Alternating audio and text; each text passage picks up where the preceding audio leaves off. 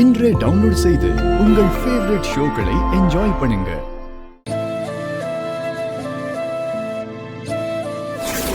ஆதியை இனிமே அங்கிள் தான் கூப்பிடணும்.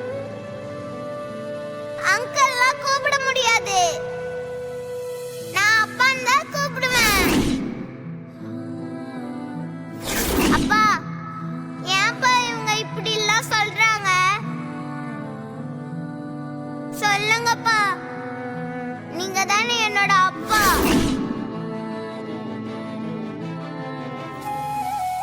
அண்ணா, நீங்க எங்க இருக்கீங்க? நான் உங்களை அங்கெல்லாம் தேடிட்டு இருக்கேன்.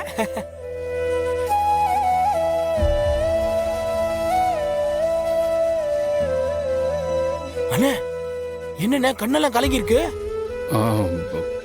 அதெல்லாம் ஒண்ணும் இல்லடா. எனக்கு உங்களை பத்தி தெரியாதாண்ணே?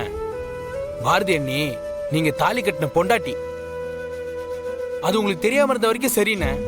ஆனா எல்லாம் தெரிஞ்சும் எதுக்குன்னு இந்த பெரிய நாடகம்?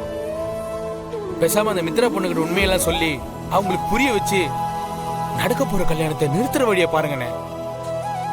என்னைக்காவது ஒரு நாள் பாரதி அண்ணியோடைய உண்மையான காதல் உங்க 2 பேரையும் சேர்த்து வைக்கும்னு இன்னும் அவங்க நம்புறாங்க. அதனாலதான் அவங்க பொறுமையா இருக்காங்க. இப்படி உள்ள ஒரு முகம் வெளியே ஒரு முகம்னு உங்களுக்கு எதுக்குன்னே இந்த ரெட்டை வாழ்க்கை?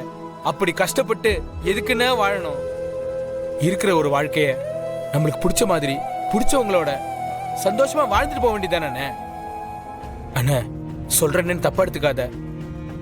உண்மையெல்லாம் தெரிஞ்சதுக்கு அப்புறம் மித்ரா பொண்ணோட கல்யாணம் வரைக்கும் போறது சரியா இருக்காதுண்ணே. உங்க விஷயத்துல மூக்க நுழைச்சு அறிவுரை சொல்றேன்னு தப்பா எடுத்துக்காதீங்கண்ணே. சுத்தி இருக்கிற யாருக்கும் துரோகமோ தீங்கோ செய்யாத ஒரு நல்ல மனுஷன் நீங்க. அப்படிப்பட்ட நீங்க உங்களையே நம்பி கல்யாணம் பண்ணிக்கிட்ட அன்னைக்கு துரோகம் பண்ணிடாதீங்கண்ணே. டேய், நீ சொல்ற எல்லா விஷயமும் எனக்கு புரியாம இல்லடா. நீ என் மேல இருக்கிற அக்கறையில தான் இப்படி பேசுறேன்னு எனக்கு நல்லா தெரியும். நீ கேட்ட எல்லா கேள்விக்கும் என்கிட்ட பதில் இருக்கு. ஆனா நான் ஏன் பொறுமையா இருக்கேன்னா,